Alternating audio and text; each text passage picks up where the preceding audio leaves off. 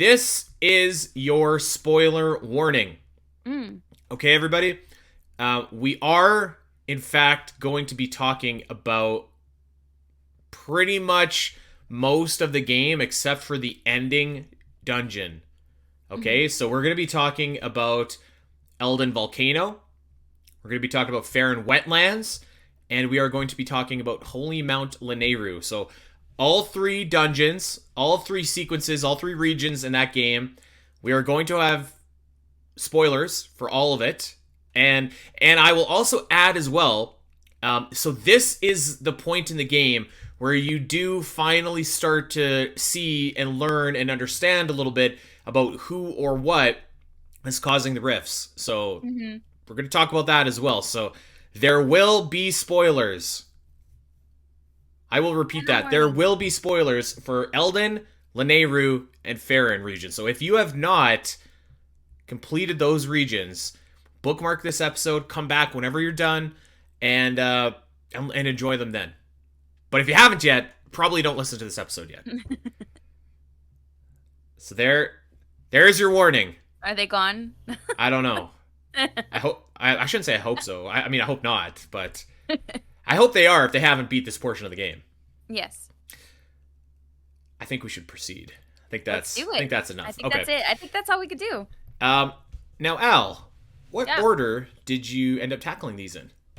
I did Eldin, Faron, Lanayru. Hmm. Did you kind of understand why I recommended that you do I Eldin think first? I did. Yeah. I think I did. Yeah. Okay. And we'll talk about it. Yeah. So I did the opposite. Well, not the opposite. I did Farron and then Eldin and then Lanayru.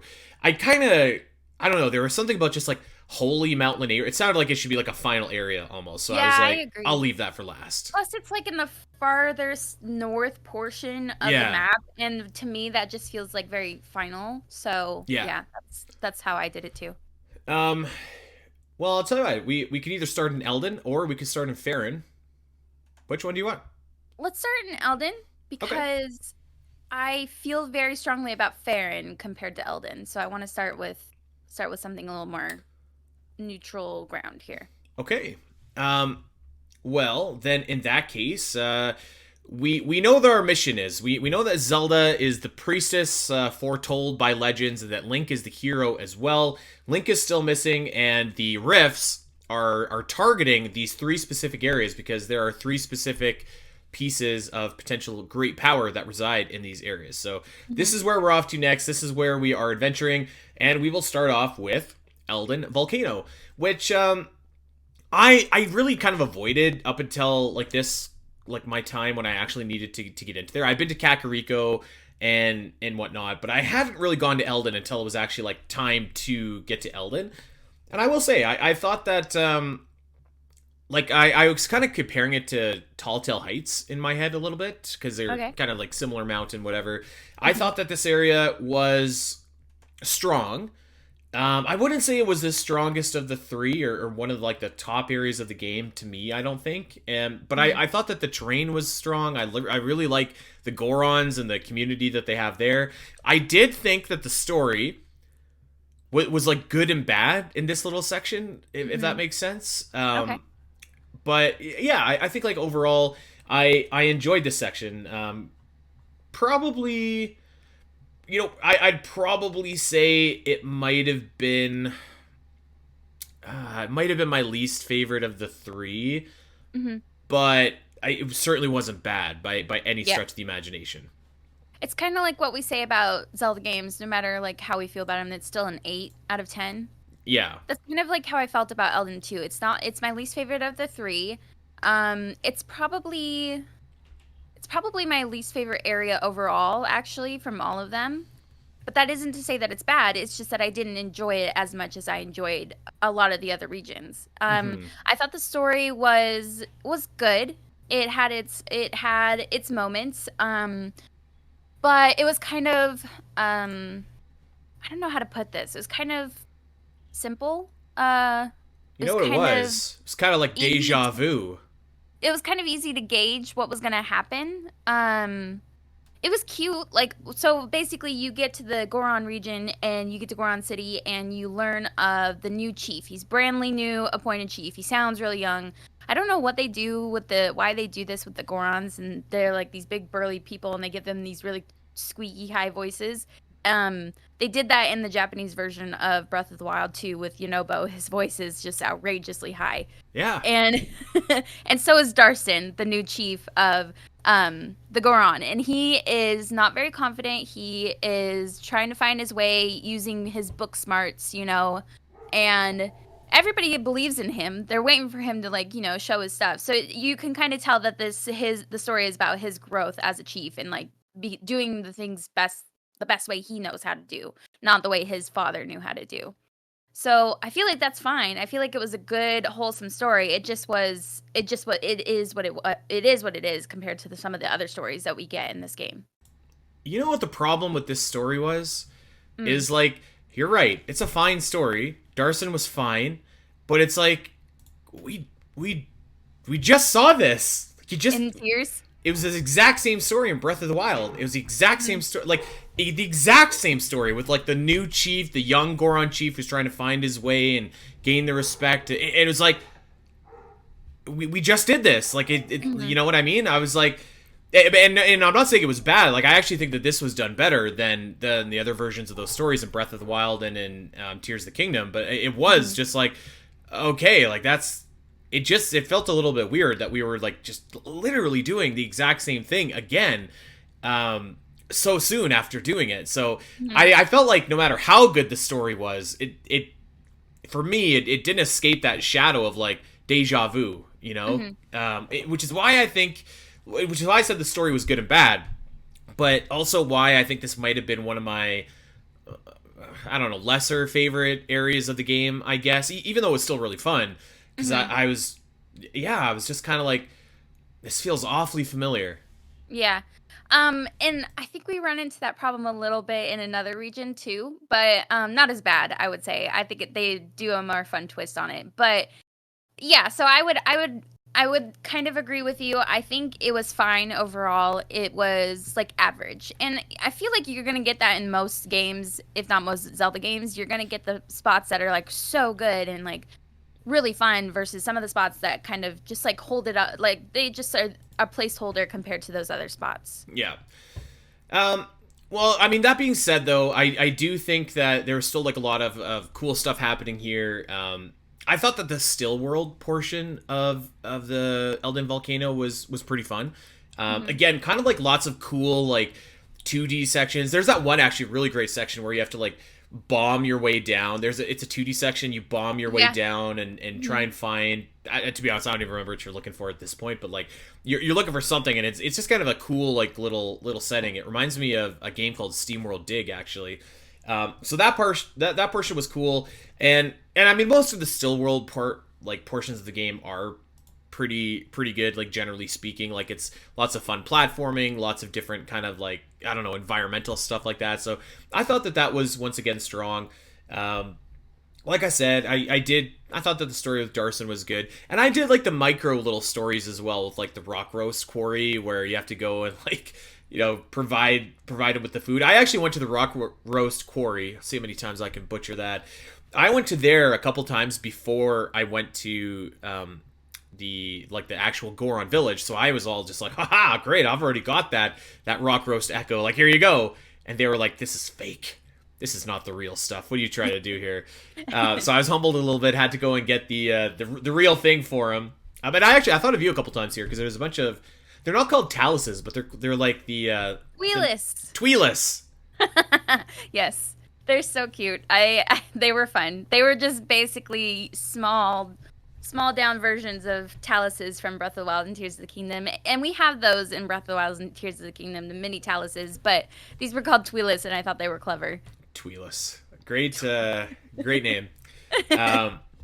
Yeah, so I thought that was fun. I thought the Lizalfo burrow part was also fun. That's the thing. Everything in here is really fun to do. And I think for me in general, in games, I would say lava areas aren't my absolute favorite, but I thought this was as good as any Zelda lava area that I can really remember.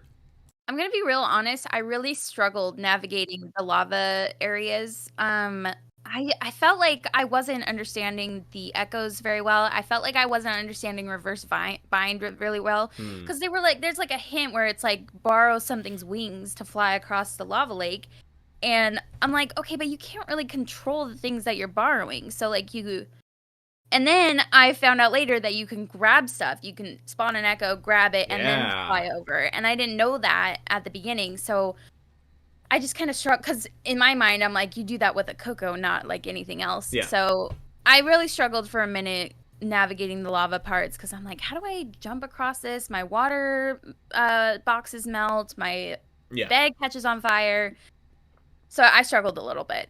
Um, yeah, like I will say there's really, I mean, as far as I know, there's pretty much only one echo that really helps you out with lava, and that's that the big rock, Yeah. like the circular platform, But you and can only it spawn one takes of them. yeah, it takes four of tries triangles in order to make them. So Hmm. it was challenging, and particularly there was some 2D portions too, where like you know, because like one of the rocks basically only is one platform, but you can't spawn another one next to you. So you have to be very strategic, especially if it's in the middle of two like spires of lava that are rising up, and putting it like kind of in the middle, like kind of sort Yeah. of. There was one, I don't remember if this is in the dungeon or in the overworld, but there was one section where you it was a 2D section. You drop down and you somehow, and I can't even remember how I finagled this, but like somehow there's like lava on the side, a very narrow staircase on this side, and like this is where you are over on the other side, and there's a spire of rock in between, and you've got to like drop down, but there's lava on the ground, so you like what you want to ideally do is drop like a little rock, hop on that, and then like make yourself a little bridge, but the lava keeps rising and falling. It was incredibly challenging, I thought, Hmm. and Yeah. I actually don't know how I did it.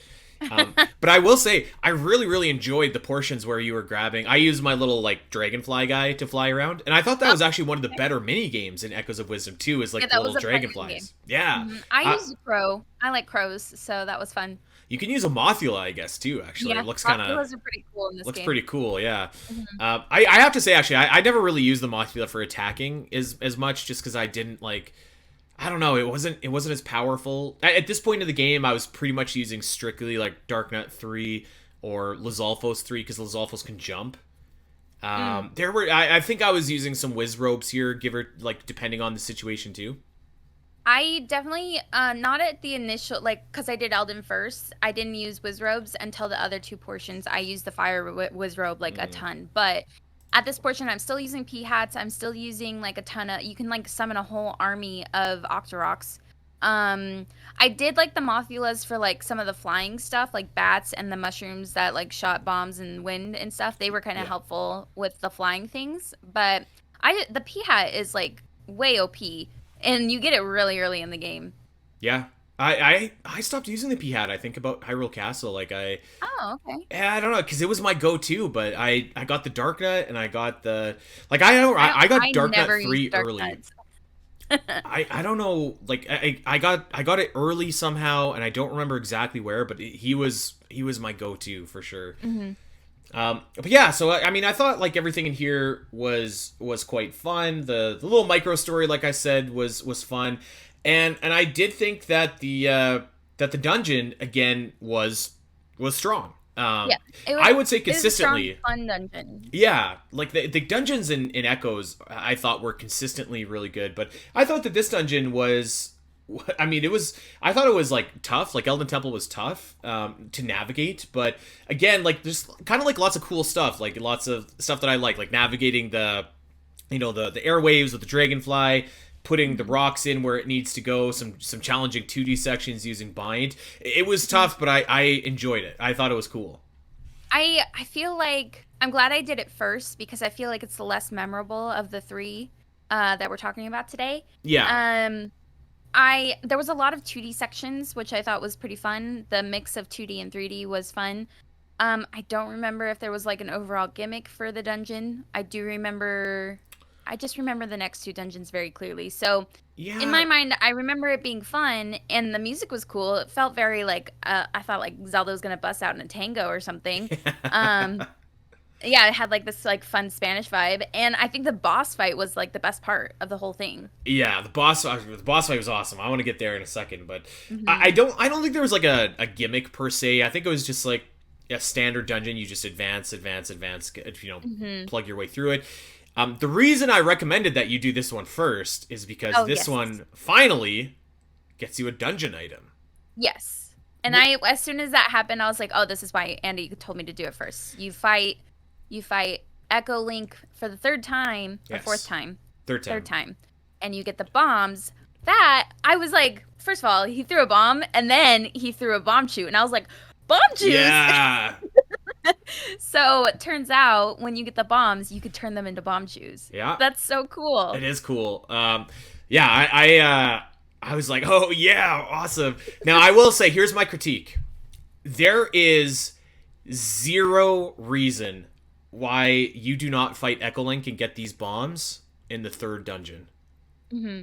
That makes no sense to me. Like why wait so long? Potentially this is the second last dungeon of the game that you do, cuz like if you do Lanayru Hmm. and Faron first, like like I would have absolutely put this at like either in Jabul. Is it Jabul Ruins that you get the bow in, or the? I mean, whichever one. Like, put it in either Gerudo, Gerudo you get the or bow. Jabul. Yeah. Yeah. So like, it makes sense to me that you get them at the same time, but that's that the game went in a different direction. And I will say, my only disappointing thing about the bombs is that I never really used them because I already had like bombs at this point. Like I had the little fish that blows Hmm. up. You know? Yeah. I think last week when you were saying this, I was like, I can understand why they maybe want to separate it by the two halves of the game.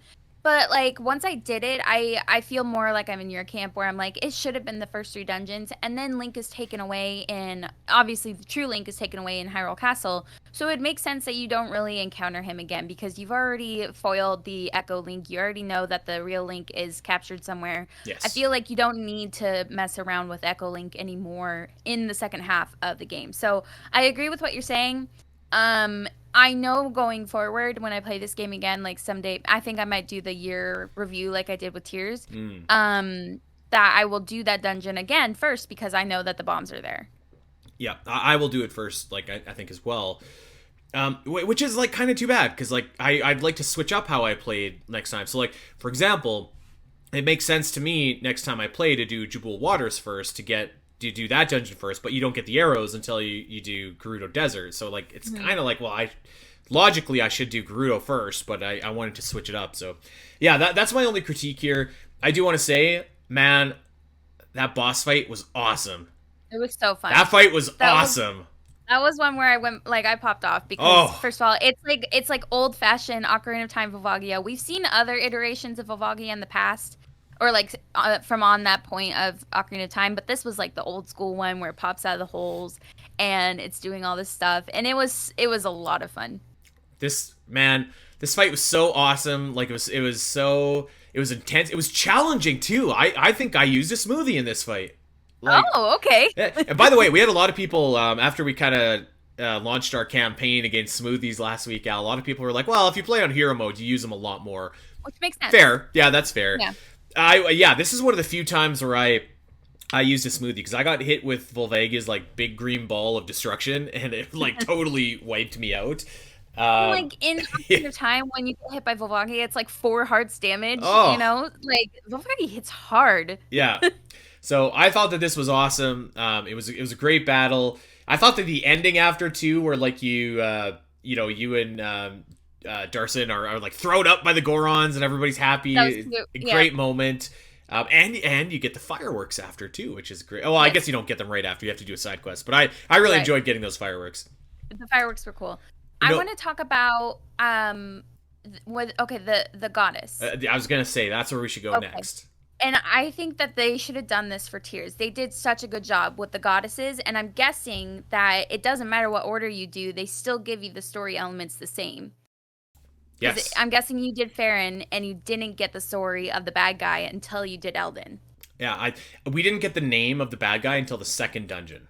Yes. Yeah. And I'm like, this was perfect. They did it so well. Instead, in Yep. Tears, they did the same SHIT over and over and over again after every single dungeon, and it was garbage. They did a good job in Echoes of Wisdom. I have to censor that out.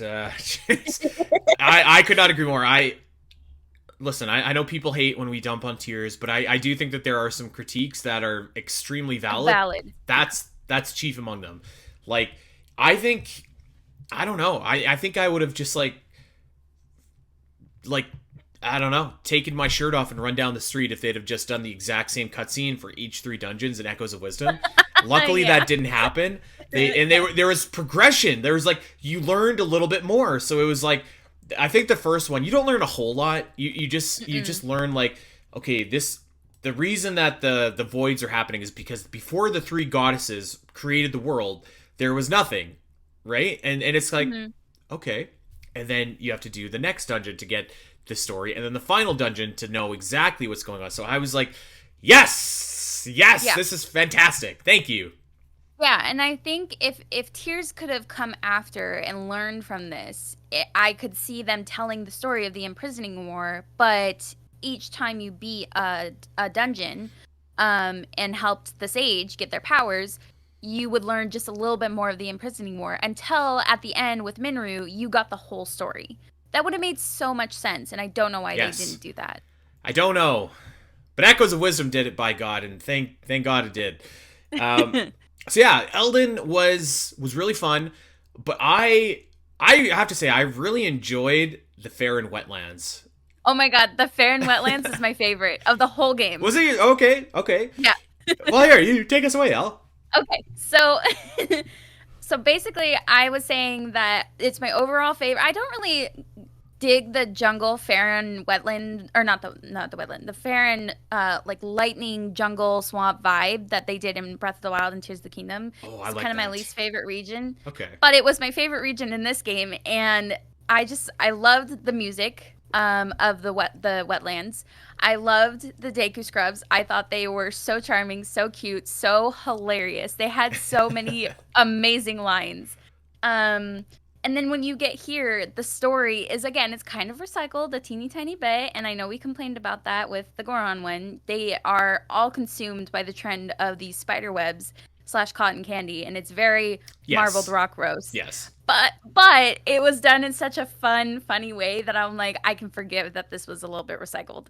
You know? I had the exact same thought. I was like, this is exactly they must have really loved that Goron storyline because they took it twice. But there is something just charming about these like little Deku Scrubs munching away at the spider web, which is cotton candy to them. I have to admit, I was with you. I was very charmed by pretty much the whole presentation of this area, and I'm also like a sucker for, like, I really do love the jungle, wetlands, lightning, that kind of stuff. So I was really loving this area. And you know, another thing about this area too that I thought worked really well, and for like the whole area, is like there would be these really awesome puzzle sequences where you would get the the frog or whatever, and like you could either create rain, or if you defeated them, take rain away. I thought that it was like really kind of, it's a simple thing, but it added a lot of, like, I don't know, I guess it added like a lot to the area, like some complexity and good puzzles and stuff like that. So I really enjoyed this area.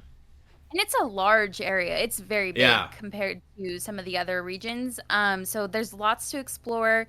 The Deku Scrubs just have so much character, and God, it's so funny that they're just like, they're so obsessed with the next trend, but they're saying they're so obsessed with the spider webs that they're like, oh, your house is destroyed, but it's fine because we get spider webs out of it. Like, oh, your friends are taken by the rift, but it's fine because we still have spider webs. If you get rid of the rift, we'll lose the cotton candy. Like, it's so funny. I was laughing so hard, and like some of the side quests after too, I was just dying because they were so funny. Oh man. There's that one side quest where like you have to go into the rift to rescue at Heart Lake to rescue like the guy's betrothed. So cute. Yeah. Oh my God, that was good. Like, I'm coming, and he jumps right in. Yeah. Oh my God, it was so good. I loved it so much. Oh, also, someone just pointed out in chat, the sticky tri-rod. That was good stuff. Yes. That was good stuff. So when you save the one guy's house, they're like, you're a monster because you got rid of the thing that's giving them the cotton candy, and they throw you in the clink. Like, Hey, and it's of course it's like very Deku Palace, Majora's Mask. We get to sneak around all the Deku scrubs. It was great. I loved this area so much. yeah, this Oh, I thought this area Scrubton? was like super super strong, but I Hmm. really really liked that jail portion. We'll talk about that in a quick sec, but I want to give a special shout out here because this is the area of the game where you finally get the Armos Echo, and the Armos Echo is Mm. invaluable because there's all those awful puzzles. I saw a Yes. bunch of people in Zelda Dungeon saying like, "How do I do this puzzle?" And where like, there's like two switches and you have to stand on them at the same time. Yes. Man, the Armos puzzle or the Armos Echo, it just like thank God for that Echo because it made Hmm. those puzzles piece cake. Yes. Yes. So shout out I to the honestly thought Armos. that was the only way that to solve it. To be honest, like that you had to use the Armos. You know, before then, I had been just summoning random echoes. You know how like they'll kind of like walk around a little bit. Yeah. That's what I was trying to do. Is just like, and it worked because I think there was like a puzzle or two before that, where you did that. But when I got the Armos, I was like, oh, thank God, no more of Hmm. this anymore. Yeah, I would stick two rocks in his way and just make them walk back and forth until they stepped on it at the same time. That's what I Mm. did. So yeah, another fun rift section here, but that leads to the great moment where you are imprisoned and you have to escape the Dekus. And I thought this was a great segment, like a really fun like stealth escape And you like the segment. stealth stuff, I yeah. do, I really do, but this one was challenging. I thought like Hmm. usually they're pretty easy. I think there's like a hard piece along the They way too, which is also they good. take all yeah, they take all your stuff away, so that's what made it hard. Yeah, They yeah. give you a I stick. They're like, here, eh, I feel better than bad for nothing. throwing you in here without anything. Have a stick. Yeah. No, I thought that this escape sequence was really tough. And this is where I also finally cracked the code too. Where you know when you have the jets that shoot water downwards? Hmm. I finally cracked it where I was like, "Oh my god, I can summon like a box over here, bind to it and it rises me up." And I felt so smart after that. Oh, Even though I I was just so used the dumb because it rising took me so platform with long. I Wow. just use that. I guess you're a little bit ahead of me in the puzzle and But smarts I didn't think to category. move the trees and the ranch for the races. So Well, it's because inherently like I will break the rules and cheat and yeah, you're more noble than I. But yeah, this was awesome. I love the stealth segment. The you know as I was saying like earlier the rift segments I think are like always good. But I really enjoyed these ones too, just because I like the aesthetic a little bit more. Lots of like electrical enemies and stuff like that over hmm. here. Yeah, I thought that I thought the segment was great. Once again. I think Scrubton and the music is fantastic. Very pays homage to the Great Yeah. Deku Palace of Majora's Mask. Um, it was just like it was so good. I just loved it so much, and I was like, "What's gonna top this?" And for me, nothing topped it. So Okay. Well, so also we have yet another exceptional dungeon. I thought Faron mhm, Temple was great. it was Um, fantastic. yeah, I thought it was a great dungeon. Lots of really cool puzzles. You know, activating little whatevers with electricity. The electric keys I thought were invaluable in this Oh, dungeon. I used the glob a lot. Okay. The electric glob guy. Yeah, he's pretty good too. I don't know. I was keysing it up because I was like, ah, whatever. I got a bunch of triangles to burn here. Hmm. Yeah, great puzzles. And you know what? I think I'm prepared to say something here. I think I'm prepared to say it. I think this is the best Goma fight in the almost 40-year Oh, history of the Legend of Zelda series. I think I'm prepared to wow. say that. Okay, because there's a lot of Goma. There is a lot of Gomas, which is why I'm I sort of hesitating, but I think it is. I think it was really awesome.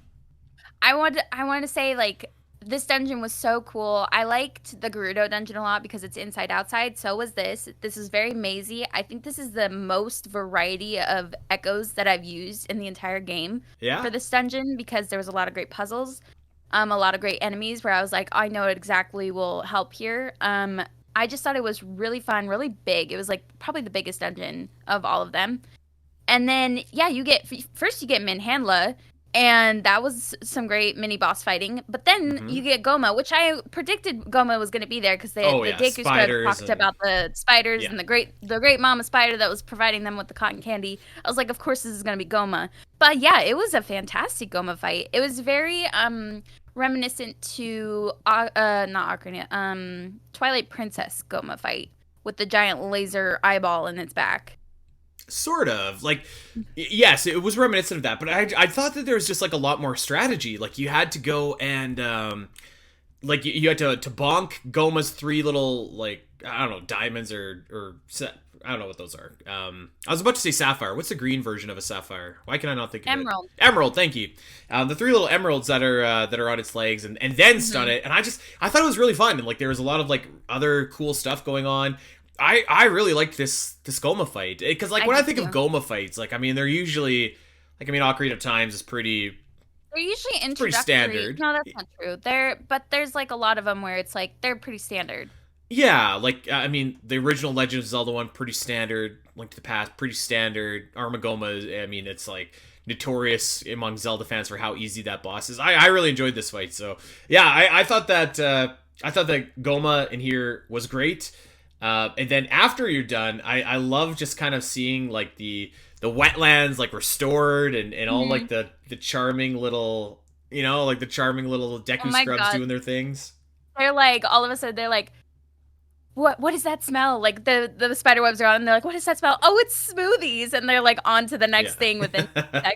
It's hilarious. It's good stuff. I'm mad. We got to bring back like Deku Scrubs like regularly. Like Hmm. we can't have another big 3D Zelda game without Deku Scrubs. Koroks just And I aren't want the them to be same. like the cute little acorns with leaves, and they had these cute different hairstyles, little mohawks or like Yeah. little buns on their head.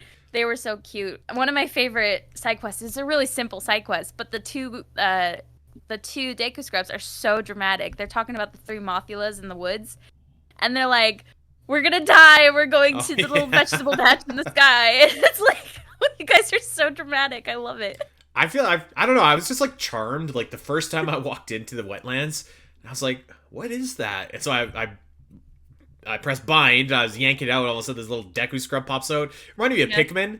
Now it's just like, Ye- yeah, I thought that this was just a fantastic, charming area. Um, I don't know if I'd say it was my favorite in the game now that, like, because you're saying it's yours, Yes. but I don't know what I would say is my favorite in the game now that I'm trying to think of it. I guess this would be as much of a favorite as any.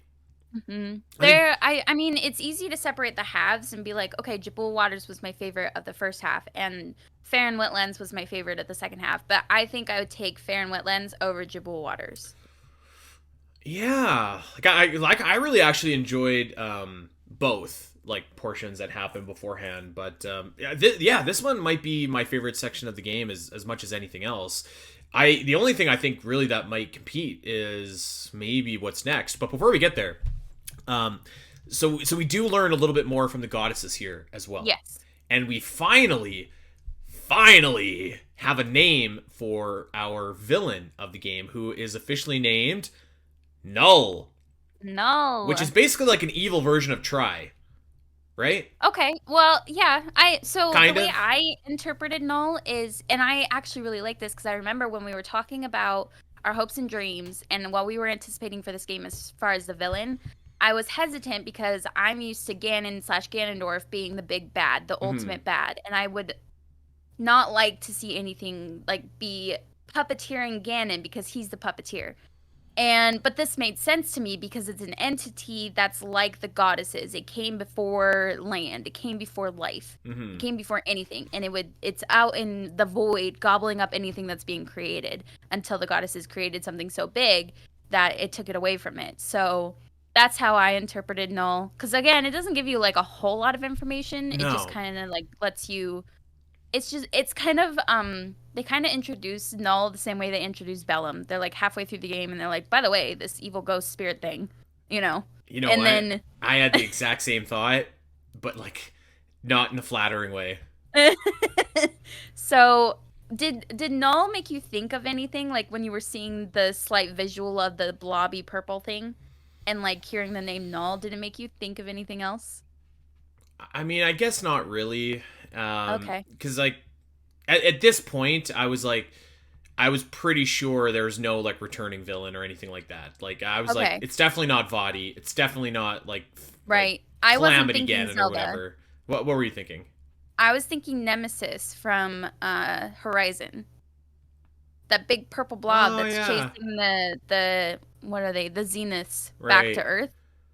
Yeah, And I it's guess so, just an kind of. entity of evil, you know? And it kind of also reminds me of Chaos from Sailor Moon.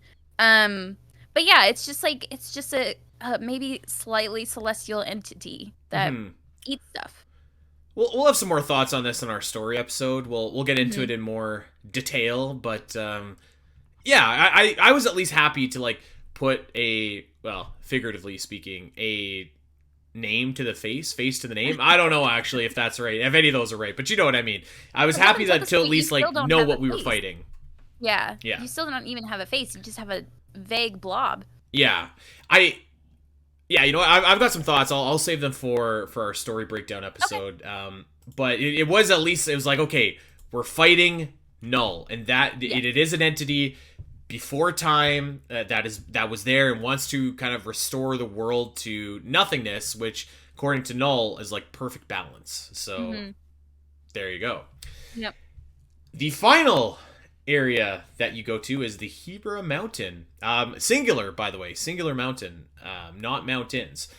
And so this is the snow area of the game, and I'll get my critique of this area out of the way right away. How do we not have an outfit that protects you against the cold? Yeah, you're. This is where they want you to use smoothies and or Yes. echo. Hmm. Yeah. I don't even know. Is there an echo that warms you? I used the Ignuzol. I just carried it around. I mean, I'm pretty sure I did too, but I don't think you stopped taking. Maybe I'm wrong. Maybe you No, did you stop stopped taking taking damage. damage. Yeah, Okay. because you have like the ice screen that pops up, and that means you're Right. taking damage. And if it goes away, that means you're safe. Okay. Well, obviously I didn't take him around with me that much, but yeah, like that's my critique of this area. It was driving me nuts, and I was like, you know what, whatever, that's fine. Other than that, I really dug this area for a lot of different reasons. Hmm. One, I'm like a sucker for snow areas. I think that like snow areas in games are usually challenging, usually fun. There's usually like really cool environmental puzzles, block Hmm. puzzles, stuff like that. So I was looking forward to this portion of the game. Two, I thought that the amount of enemies that you encounter here are just like for example, like you get the white wolfos, which I don't think you've really fought before. You get just like some of the like ice versions of enemies, which I thought were really cool.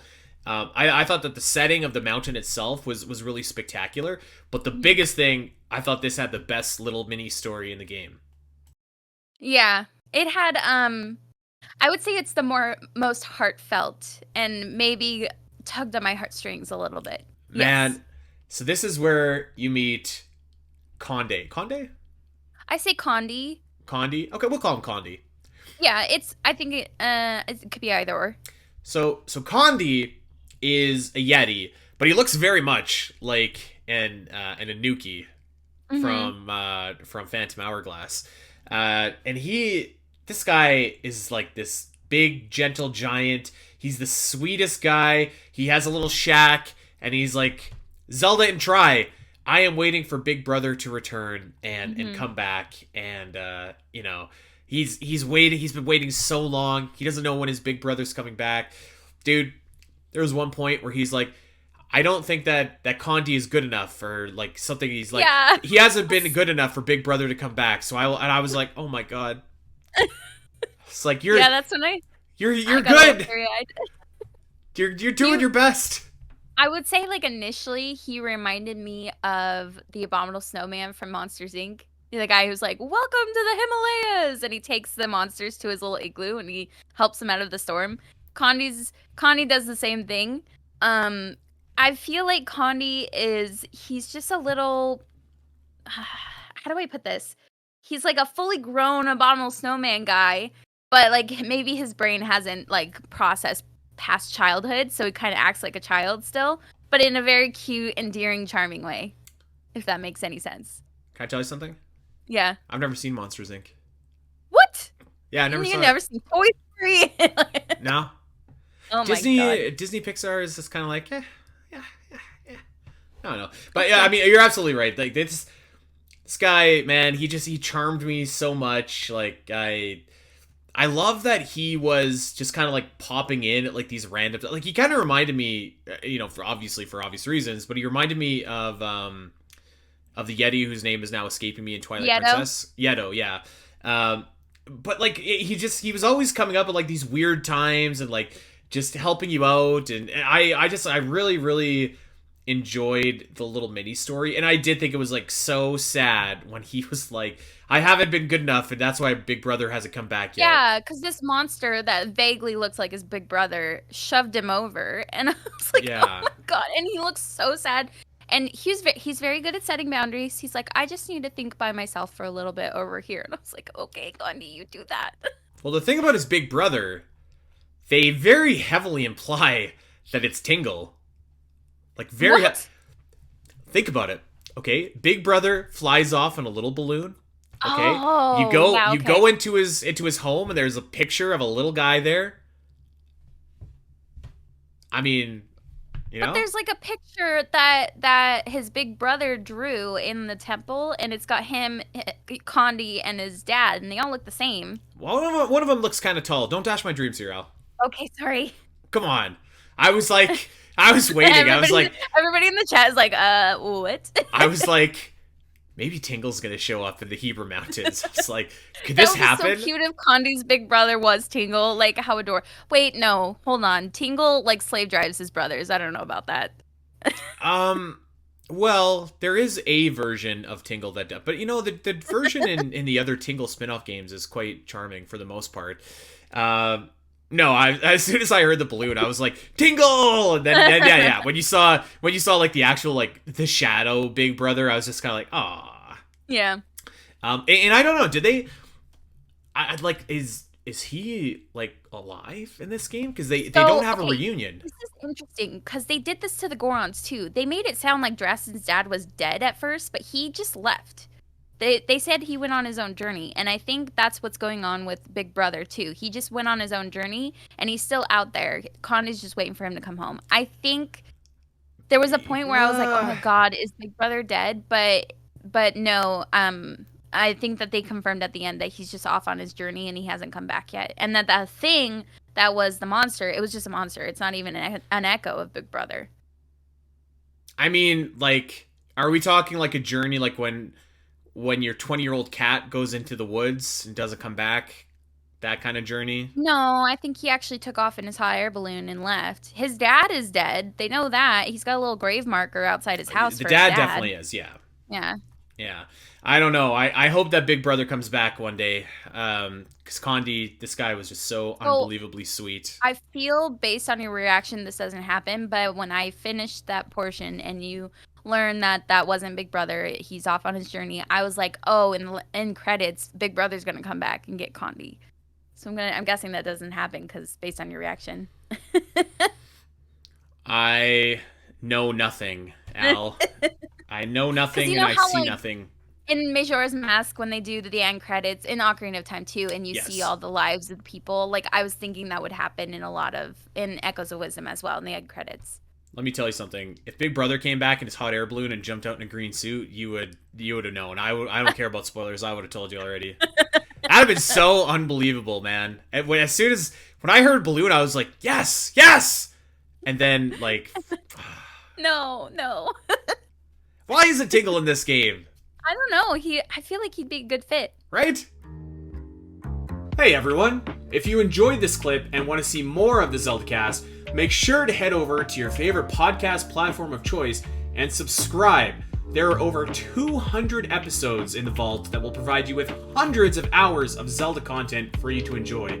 You can listen to us when you're on a walk, fighting Ganon, trying to sleep, whatever. And if you want to see these shows as they happen, make sure to head over to twitch.tv/the Zelda Cast, where you can watch our beautiful faces talk about Zelda every single week. Don't miss out, and we'll see you next time.